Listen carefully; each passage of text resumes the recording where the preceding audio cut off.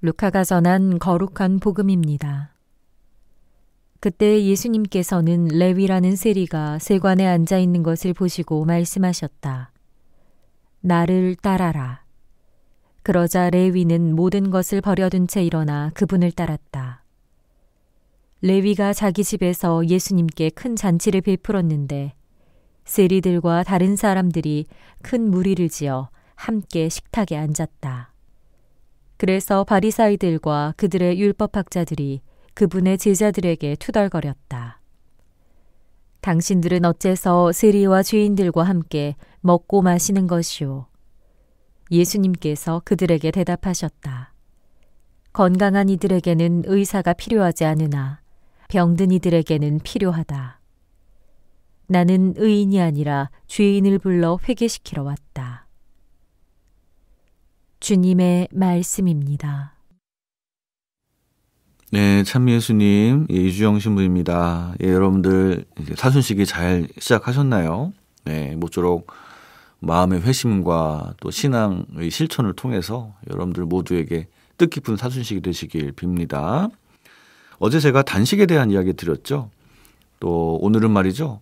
정말로 우리가 절실하고 절박하게 당장 실천해야 하는 그러한 뭐랄까요. 사순식에 정말 걸맞는 그런 실천사항 나눠보겠습니다. 바로 뭐냐.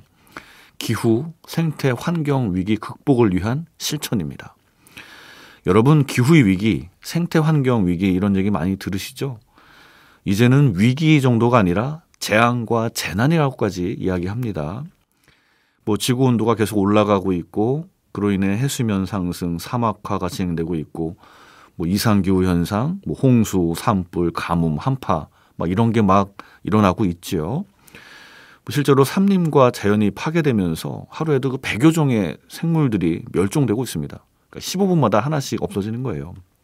그래서 이대로 가다가는 2030년이면 회복 불능이고 또 이대로 가다가는 2050년이 뭐 지구가 거주 불능이다라는 관측도 나오고 있습니다. 더 안타까운 것은 그러한 이제 이런 위기가 가난하고 소외되는 사람들 정말 그런 분들에게 더 아주 어렵게 다가간다는 겁니다. 뭐 집이 없는 사람들, 뭐 그런 분들 특별히 더 그렇죠. 뭐 뉴스에 나오지만 그 가난한 쪽방촌에 사시는 분들 폭염 속에서 그 폭염을 몸으로 맞으면서 고통받다가 생을 마감하시는 그런 일도 굉장히 많다고 하죠. 아프리카 같은 지역 사막화가 진행되면서 기본적인 식수가 없어서 오염된 물을 애들이 마시고 있습니다. 이게 지금의 현실입니다. 신앙의 눈으로 봐도요.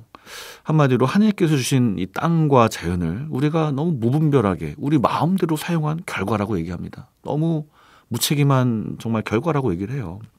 그래서 교황님께서도 5년 전에 벌써 회칙 찬미받으소서 이렇게 통해서 공동의 집이 망가지고 있다. 이 지구가 고통에 신음한다 호소하셨죠. 그래서 9월 1일을 피조물 보호의 날로 제정하셨고 우리 모두가 공동의 집인 이 지구를 살리는 데 동참해야 된다. 이렇게까지 말씀하셨습니다.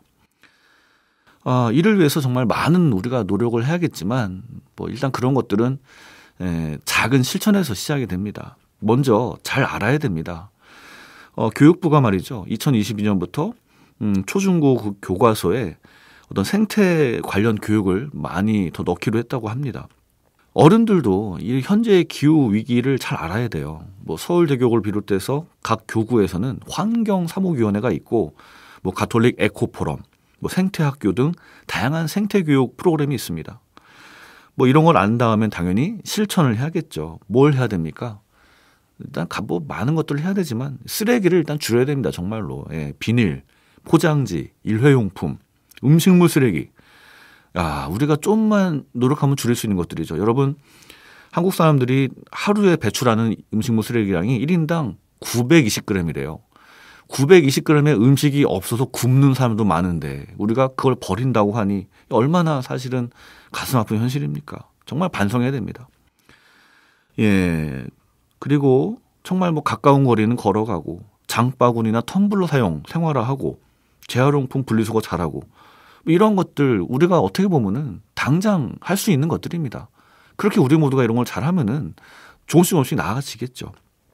또한 소비나 쇼핑 이런 거보다 좀 검소하게 물건을 사용하고 그리스도인의 그 품위에 맞게 절제하고 이러한 것들이 또한 필요합니다.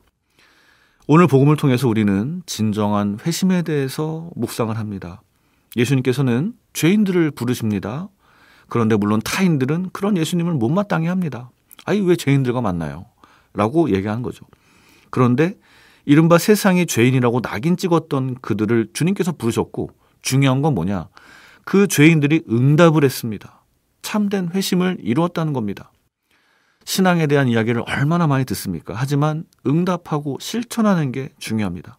사순식이 우리에게 절실하게 필요한 것 바로 그러한 응답과 또 실천이라고 하겠습니다. 건강 잘 챙기시고요. 은혜로운 사순식이 되기를 빕니다. 이 복음 말씀으로 강론 마칠게요. 나는 의인이 아니라 죄인을 불러 회개시키러 왔다. 아멘. 행복가족들! 행복가족들! 행복가족들! 행복가족들! 월요일에는 몬조르노 크리스티나에서 매주 화요일에는 지구를 구하는 지구마켓에서 수요일은 안변의 오와 한법에서 매주 목요일에는 그래!